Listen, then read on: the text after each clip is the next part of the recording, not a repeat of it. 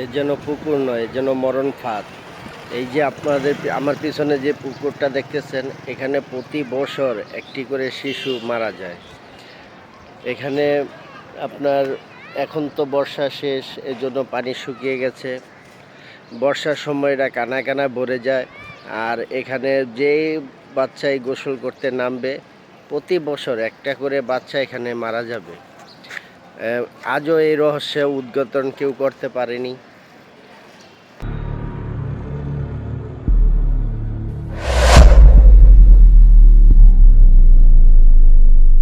আসসালামু আলাইকুম, সবাই কেমন আছেন? আমি বলেছিলাম 64 জেলায় ঘুরে ঘুরে অজানা কিছু জিনিস দেখাবো। প্রথমত নিয়ে আসলাম ঢাকার এক অজানা কিছু জানার জন্য আপনাদের এখানে। ঢাকার প্রাণকেন্দ্র যাত্রাবাড়ির পার্শ্ববর্তী এলাকা দলপুর কোয়ার্টার বলা হয় এই জায়গাটাকে।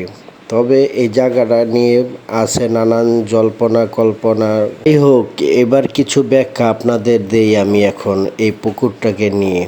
দেখলে মনে হয় শান্তশিষ্ট একটি পুকুর, তাই না?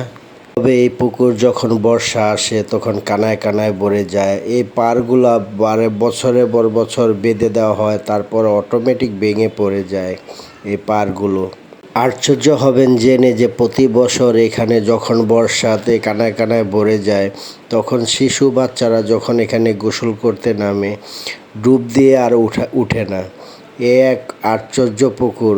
আজও এই ঘটনা কেউ জানতে পারেনি। তারপরও বছরের পর বছর এখানে মানুষ মারা যায়, কিন্তু অত কিছুর পরেও এখানে আবারও গোসল করতে আসে ছোট ছোট বাচ্চারা। দেখতেই পাচ্ছেন এখনও গোসল করছে সেই বাচ্চারা। লোকের মুখে শোনা যায় এই পুকুরে নাকি বিয়ের আসবাবপত্র পুকুর ঘাটে উঠে থাকতো। এখানে একটা ঘাট ছিল, ঘাটটা এখন পরিবর্তন হয়ে গেছে, ভেঙে নষ্ট হয়ে গেছে, নেই এখন সেই ঘাটটা এখানে।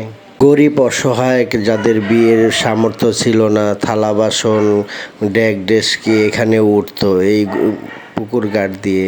সাহায্যের হাত বাড়িয়ে দিত। এখন আর সেটা দেখা যায় না। এখন শুধু বছরের পর বছর একটি দুটি করে বাচ্চা শিশুর লাশ হয়ে এখান থেকে ওঠে। স্থানীয়র মুখে শোনা, এখান থেকে যে বাসন উঠতো সেগুলো নাকি চুরি করে একজন রেখে দিয়েছিল। তারপর থেকে আর সেগুলো উঠতো না। ওই ফ্যামিলিটাও ধ্বংস হয়ে গেছে। সে থেকে এখন যদি কেউ এখানে গোসল করতে নামে তাহলে ডুব দিয়ে আর ওঠে না।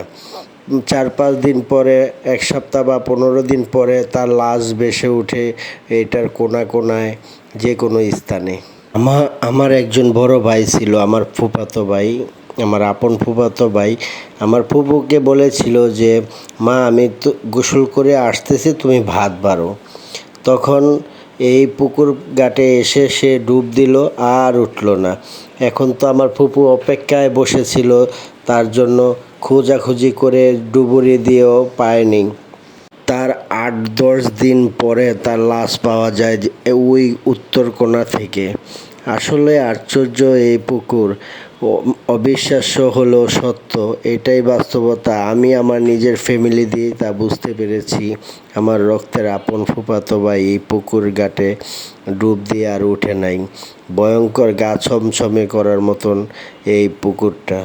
2010 কিংবা 12 সালে এ পুকুরটা ভরে ফেলার জন্য অনেকগুলো মেশিন লাগানো হয়েছিল। পানি হেঁচতে হেঁচতে সব পানি শুকিয়ে ফেলেছিল। তারপর এই পুকুরের ভিতরে বালি দিয়ে পুরো ভরে ফেলেছিল। কিন্তু এক রাতের পরে দেখে যে বালি কোথায় গেল খুঁজে পাওয়া যায়নি। আর যেমন ভরপুর পানি ছিল আবার তেমনই হয়ে গেছে। এইখান থেকে কোথা থেকে এই পানি আসে, কোথায় আবার চলে যায়, এখনও পর্যন্ত কেউ জানতে পারেনি এই ঘটনা। এলাকাবাসী গভর্নমেন্টের পক্ষ থেকে সরকারিভাবে অনেক চেষ্টা করেছিল এই ঘটনাটা জানার জন্য। এখানে নেই কোনো বড় ধরনের মুখ যেখান দিয়ে নদী নালা থেকে খাল বিলে থেকে পানি আসবে।